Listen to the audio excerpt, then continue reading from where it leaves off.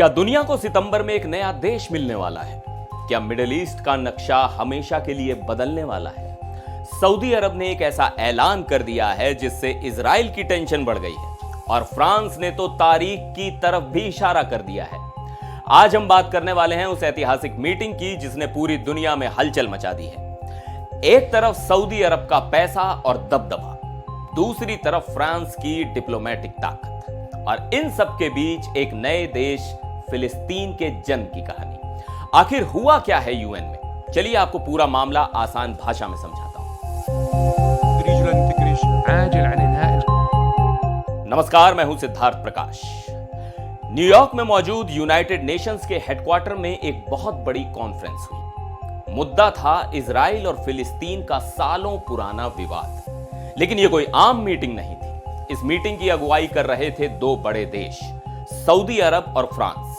और यहां जो बातें कही गईं वो किसी जियोपॉलिटिकल भूकंप से कम नहीं है। सबसे पहले माइक पर आए सऊदी अरब के विदेश मंत्री प्रिंस फैसल बिन फरहान और उन्होंने आते ही जो कहा उसने सारी दुनिया का ध्यान खींच लिया। प्रिंस फैसल ने साफ साफ कहा, अगर मिडिल ईस्ट में शांति और स्थिरता चाहिए तो इसका सिर्फ एक ही रास्ता है, टू स्टेट सॉल्यूशन। अब आप पूछेंगे कि ये टू स्टेट सॉल्यूशन क्या भला है?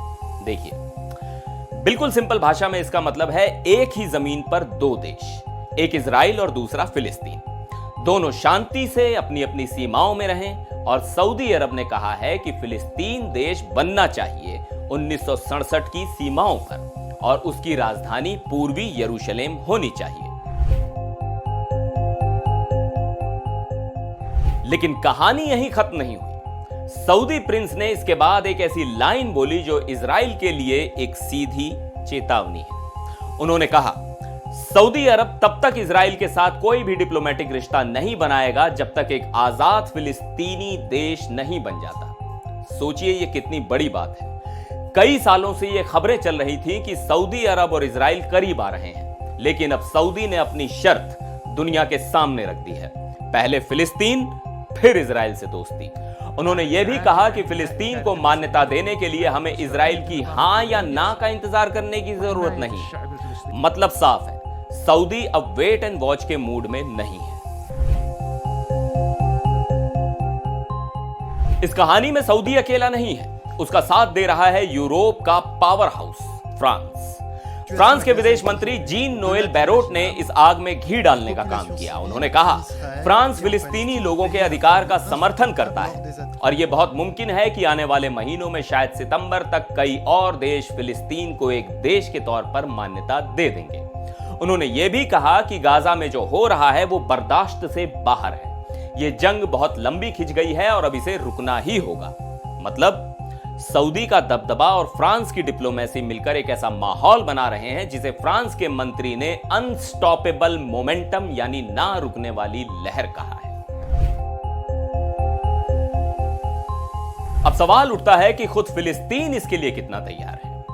इस मीटिंग में फिलिस्तीन के प्रधानमंत्री मोहम्मद मुस्तफा भी मौजूद थे। उन्होंने सऊदी अरब और फ्रांस का शुक्रिया अदा किया, लेकिन उन्होंने एक बहुत ही जरूरी और अंदर की बात कही।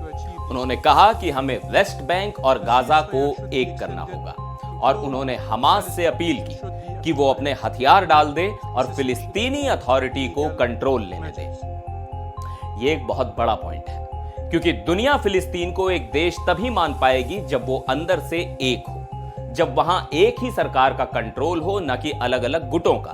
तो एक तरफ दुनिया का दबाव है और दूसरी तरफ फिलिस्तीन के सामने घर को ठीक करने की चुनौती है। तो कुल मिलाकर तस्वीर क्या बन रही है?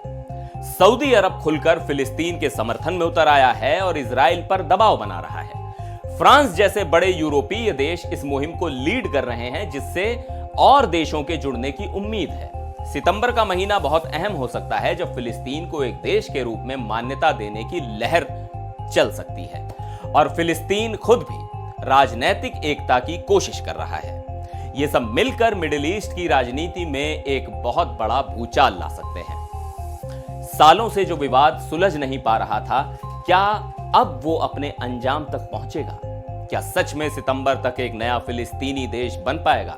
और अगर ऐसा होता है तो इजराइल का अगला कदम क्या होगा? इस पर आपकी राय क्या है? क्या ये शांति का रास्ता है या एक नए टकराव की शुरुआत? नीचे कमेंट्स में जरूर बताइएगा। मिलते हैं अगले वीडियो में, तब तक के लिए नमस्कार।